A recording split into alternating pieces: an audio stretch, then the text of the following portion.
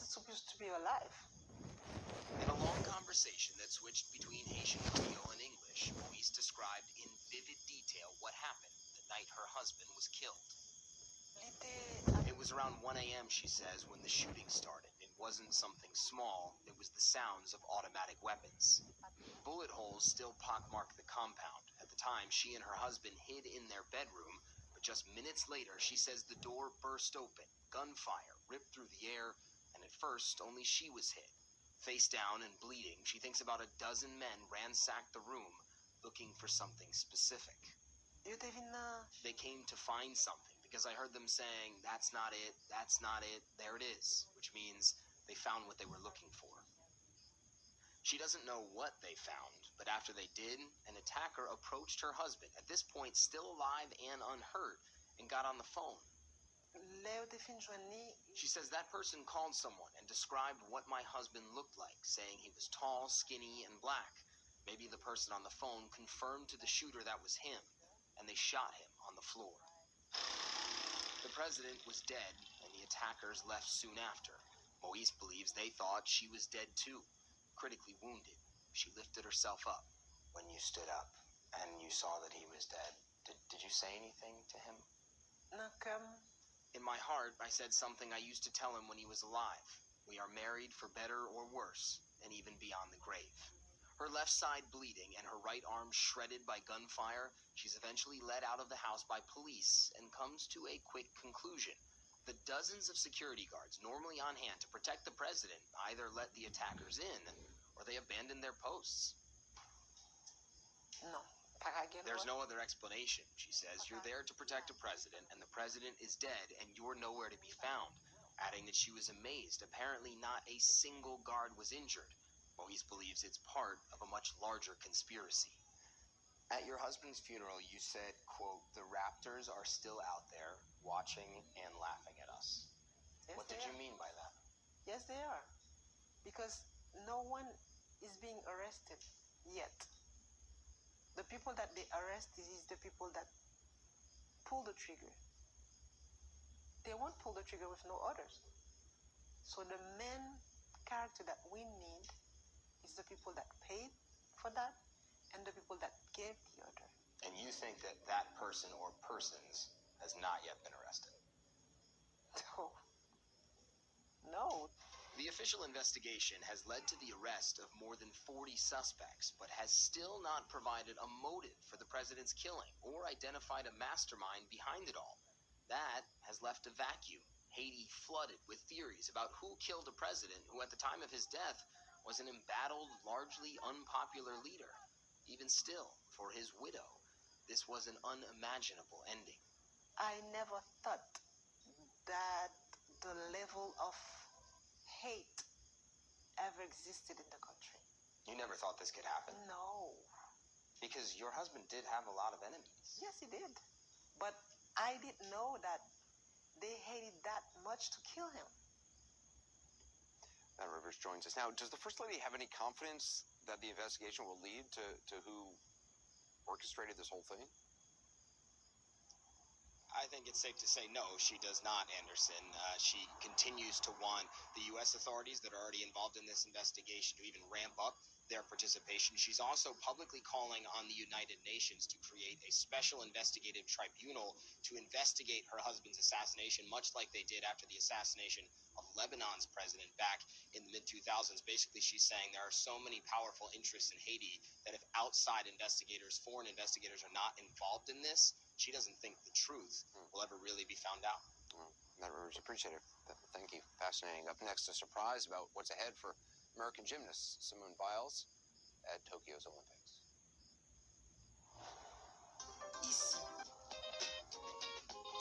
I want crinkle fries for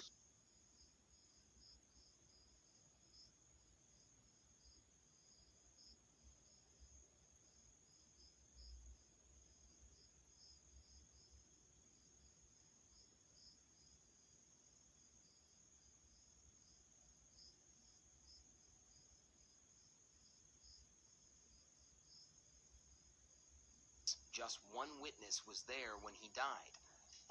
Madame First Lady, How are you? Thank you so much. His wife, Haiti's First Lady, Martine Moise, flanked by private security, she agreed to go on camera for the first time with her side of a story that's left her shaken. You have armed security here at this interview. We've been asked and agreed not to disclose the location of where we're talking right now. You're obviously at least thinking about threats to your life. Do you feel like your life right now is at risk? Yeah, it is. Because I wasn't supposed to be alive.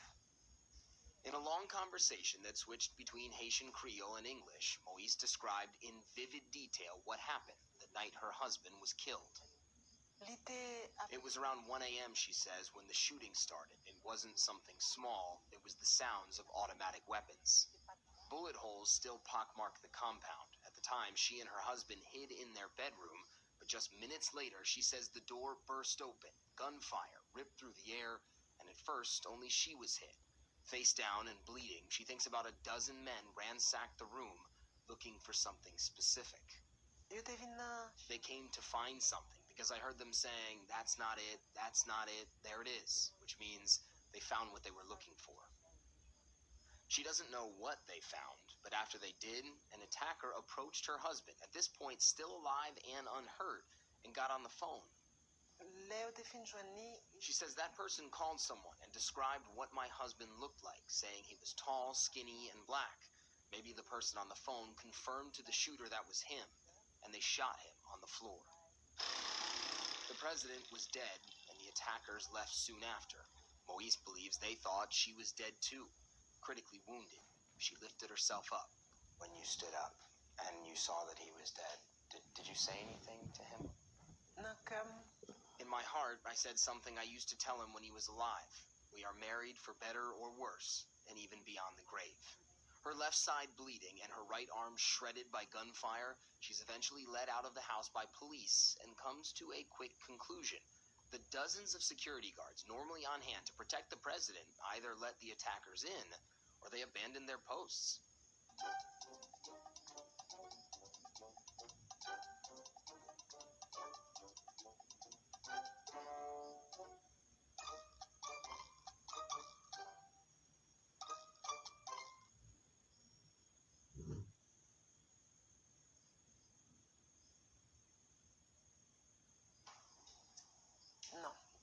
There's no other explanation, she says. You're there to protect a president, and the president is dead, and you're nowhere to be found.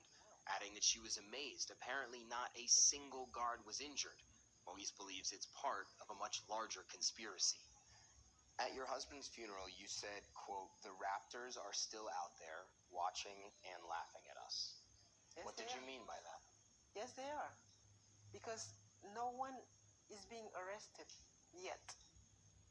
The people that they arrest is the people that pull the trigger. They won't pull the trigger with no orders. So the main character that we need is the people that paid for that and the people that gave the order. And you think that that person or persons has not yet been arrested? No. The official investigation has led to the arrest of more than 40 suspects, but has still not provided a motive for the president's killing or identified a mastermind behind it all. That has left a vacuum. Haiti flooded with theories about who killed a president who at the time of his death was an embattled, largely unpopular leader.